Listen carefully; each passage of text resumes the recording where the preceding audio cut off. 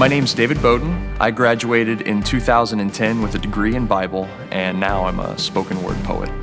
When I came to Oklahoma Christian, I really wanted to write theology and preach. One thing I wasn't expecting when coming to OC, the amazing breadth of open-mindedness I found amongst the Bible faculty. They kind of pulled those walls back. What was being prepared in me was not necessarily for formal ministry. I would perform at a little club called Galileo's Open Mic Night. That's what forced me to write more. I made it on the Oklahoma Slam poetry team there. Just opportunity after opportunity arose just from the community here in Oklahoma City. As I started taking my poetry into those dark places, you are the only Christian, not only on stage, but in the building. It wasn't an intimidating situation or a fearful situation. It was almost like, this feels right. Art and ministry go together hand in hand because we were created to create. If we were created through the act of creation, can it be reasoned that God wants us to continue to create?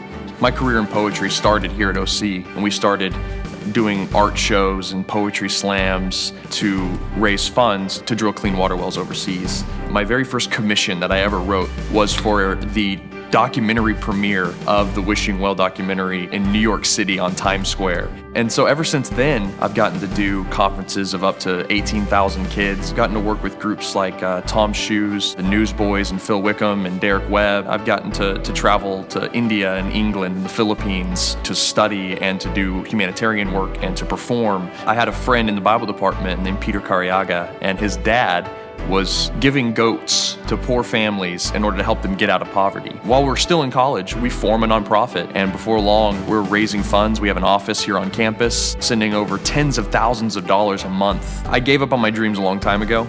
We live in a civilization where dreams are prized over Jesus, and the art of dying to yourself and taking the low road and staying on the narrow path is almost viewed as you're giving up on life. No, I have no clue what's next, but I'll follow the open doors that God has, keep my head down, and just run after Him.